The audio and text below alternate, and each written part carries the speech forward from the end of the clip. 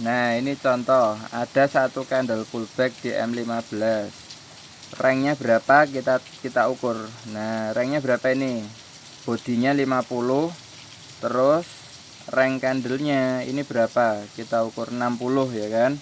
Berarti kan ini masuk kriteria candle yang ditarik. Nah, ini ditulis kalau mau entry di 61 ya kan, TP di 161, berarti kan ini Fibo sell ya kan, Fibo sell TP di 161, berarti ini plus 70 pip. Nah, terus kayak gini lagi, SL nya ini ditulis atau enggak itu bebas.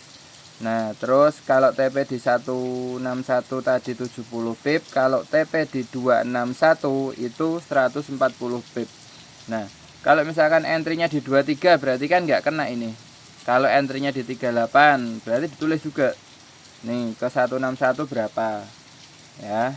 Terus. Nah, ini ada juga nih. Ini ada juga candle yang besar. Nih, 60 pip ya, ini masuk kriteria kita. Ya kan?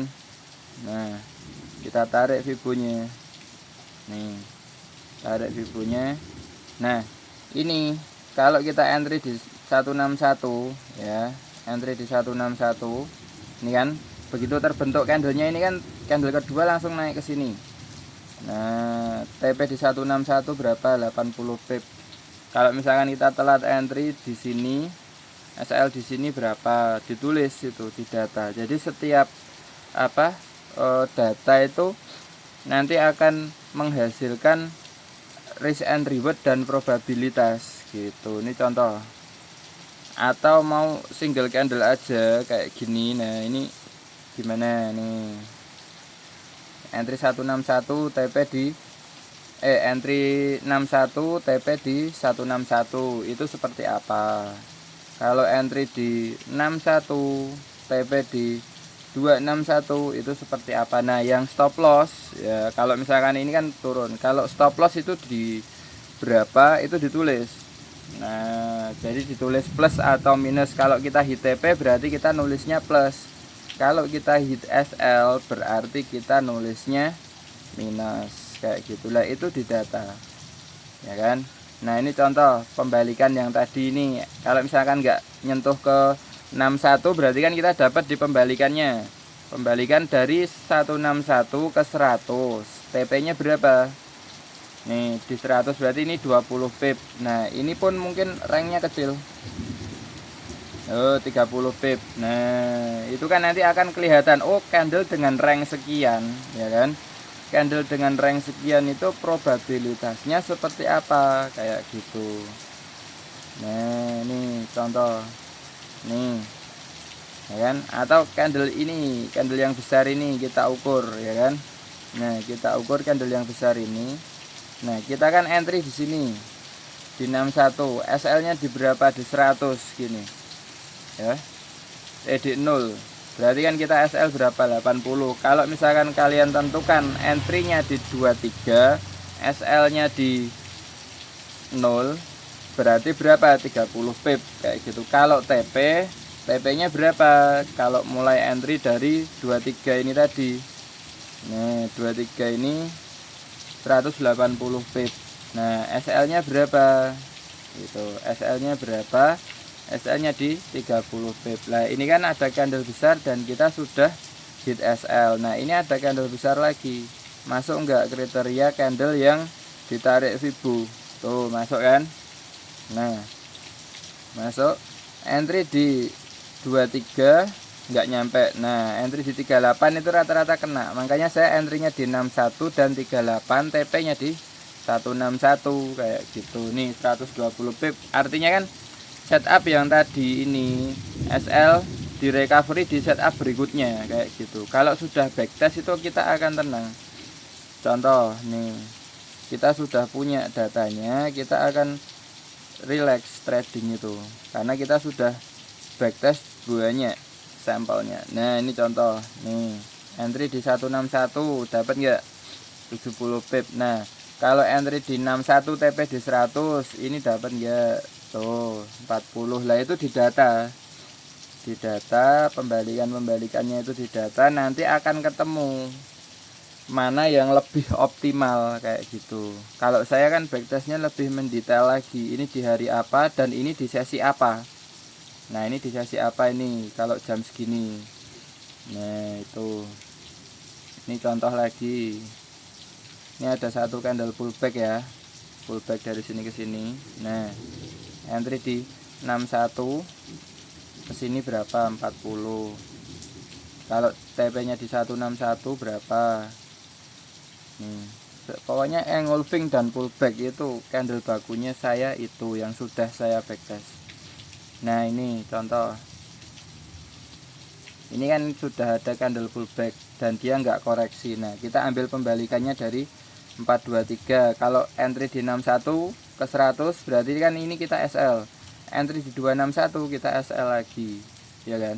Nah terus entry-nya di mana? Di level lagi ini lagi. Nih 423 ya kan.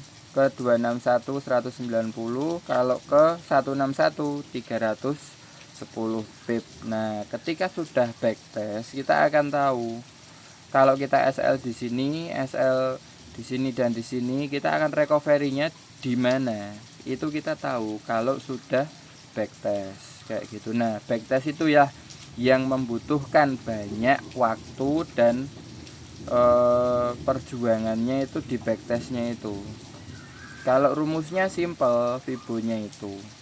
Cuman kan ketika kita belum backtest kita nggak akan yakin mau entry di mana, mau TP di mana, itu nggak akan yakin gitu. Ini contoh dari level 38 nih running ke 100 saja udah 100 pip ya kan. Kalau ke 161 udah berapa ini? Nih 200 pip kayak gitu. Ketika orang sudah backtest artinya dia sudah menyelesaikan yang namanya pembakuan metode untuk dia sendiri. Jadi setiap orang kan nyamannya beda-beda. Mau trading di sesi apa, mau trading dengan style yang seperti apa. Makanya kan saya share metode dan cara saya analisa. Nah cara backtestnya seperti ini.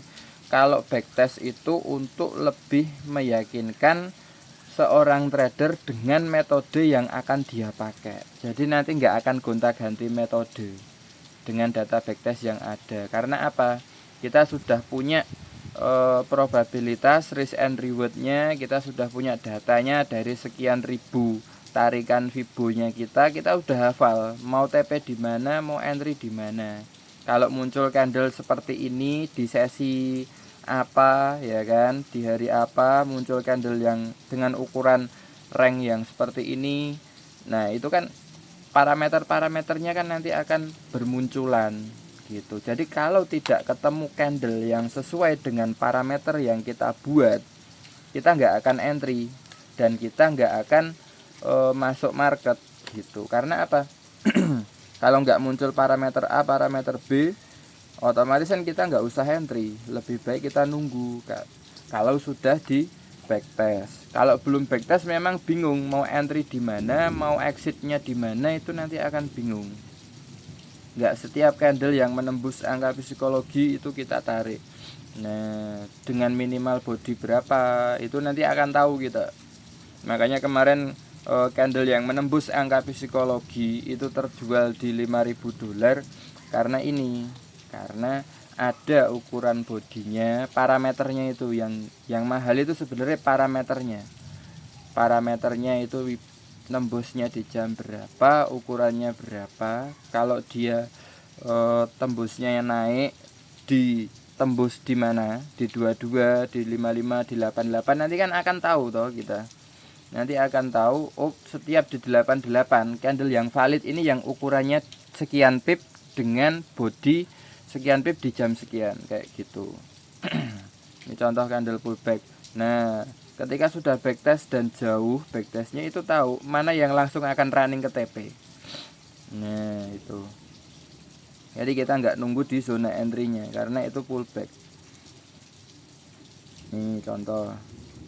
Nih kalau dari candle pullbacknya nih, ini dari satu kenaikan ini tuh banyak metode penarikan Fibonya saya banyak, makanya saya share semua cara saya analisa seperti apa, yang saya pakai apa, itu kan saya share ya, saya akan share di situ.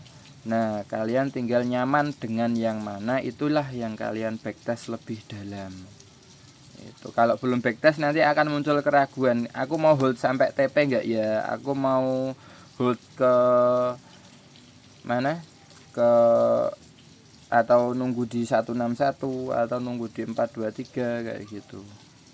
Dan nanti akan hafal candle mana yang akan running sampai 261, candle mana yang akan running di 161, atau dia akan running ke level finishnya gitu. Makanya kemarin candle yang ini adalah candle yang saya jadikan acuan. Nah, dia naik sampai 23 ya, sampai ke level finishnya.